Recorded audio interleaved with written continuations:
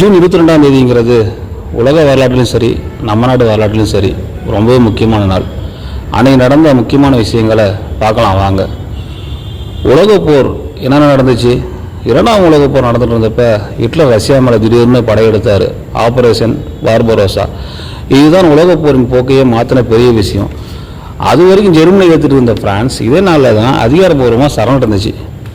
பிரான்ஸோட புகழ்பெற்ற நெப்போலியன் போனபர்ட் மன்னர் வாட்டர்லூ போருக்கு அப்புறம் இனிமேல் ஆட்சி வேண்டான்னு ஒதுங்கி அரியணையை திறந்ததும் இதே நாள் தான். காங்கிரஸ் கட்சியிலிருந்து வெளியே வந்த நேதாஜி சுபாஷ் சந்திர போஸ் தான் தனியாக ஃபார்வர்ட் பிளாக் கட்சி ஆரம்பித்தது இதே ஜூன் 22 தான். பீகாரில் சம்பரன் விவசாயிகளுக்காக காந்திஜி நடத்திய போராட்டத்திற்கு பிரிட்டிஷ் அரசு பணிஞ்சு சட்டம் கொண்டு வந்த நாள் இது.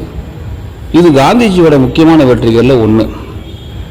சத்ரபதி சிவாஜிக்கும் முகலாயர்களுக்கும் இடையே புகழ்மிக்க புரந்தர் ஒப்பந்தம் கையெழுத்தானதும் இன்னைக்கு தான். புளூட்டோ கிரகத்தை சுற்றி வர சார்வ நிலவை கண்டுபிடிச்சது இதே நாளில் தான். விண்வெளி ஆராய்ச்சியில் இது பெரிய மைல்கல். பூமி தான் சூரியனை சுற்றி வருதுன்னு சொன்னதுக்காக கலீலியோவை அன்றைய திருச்சபை வீட்டுக்காரில் வச்சது இன்றைக்கு தான். ஒரு உண்மையை சொன்னதுக்காக அவர் கிடைச்ச தண்டனை இது. ஆனால் உலகம் பின்னாடி கலீலியோ சொன்னது தான் உண்மையை ஒத்திக்கிச்சு.